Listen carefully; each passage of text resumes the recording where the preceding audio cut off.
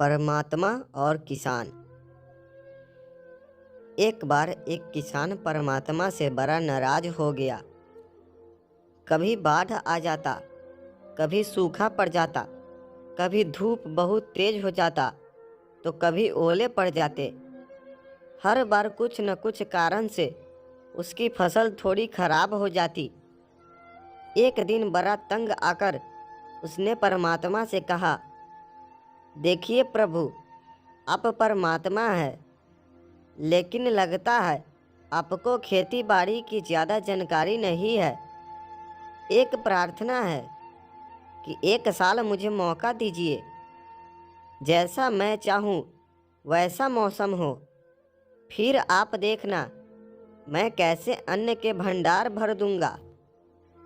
परमात्मा मुस्कुराए और कहा, ठीक है, जैसा तुम कहोगे वैसा ही मौसम दूंगा, मैं दखल नहीं करूंगा। किसान ने गेहूं की फसल बोई। जब धूप चाही तब धूप मिली, जब पानी तब पानी। तेज धूप, ओले, बाढ़, आंधी तो उसने आने ही नहीं दी। समय के साथ फसल बढ़ी और किसान की खुशी भी, क्योंकि ऐसी फसल तो आज तक नहीं हुई थी। किसान ने मन ही मन सोचा, अब पता चलेगा परमात्मा को कि फसल कैसे करते हैं। बेकार ही इतने बरस हम किसानों को परेशान करते रहे। फसल काटने का समय भी आया। किसान बड़े गर्व से फसल काटने गया, लेकिन जैसे ही फसल काटने लगा, एकदम से छाती पर हाथ रखकर बैठ गया।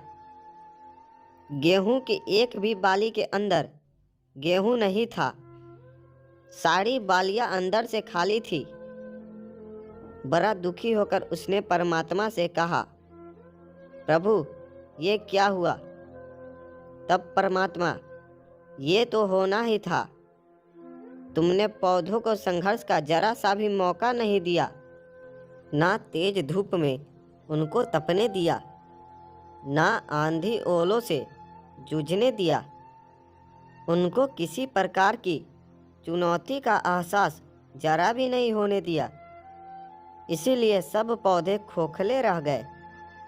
जब आंधी आती है, तेज बारिश होती है, ओले गिरते हैं, तब पौधा अपने बल से ही खड़ा रहता है। वो अपना अस्तित्व बचाने का संघर्ष करता है, और इस संघर्ष से जो बल पैदा होता है वही उसे शक्ति देता है, ऊर्जा देता है, उसकी जीवटता को उभारता है।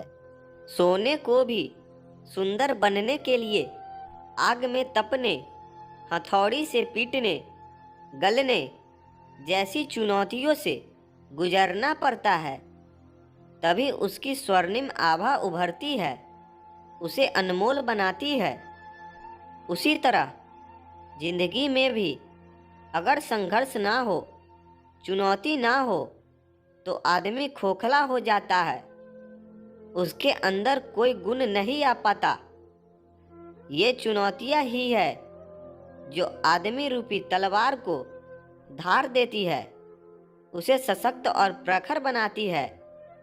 अगर प्रतिभाशाली बनना है तो चुनौतियां तो स्वीकार करनी ही पड़ेगी, अन्यथा हम खोखले ही रह जाएंगे। दोस्तों, कैसी लगी आपको यह कहानी? कमेंट करके ज़रूर बताएं। और अगर आपको यह कहानी अच्छी लगी हो तो चैनल को सब्सक्राइब ज़रूर करें। मिलते हैं एक नई कहानी के साथ, तब तक के लिए इजाज़त दीजिए। धन्यवाद।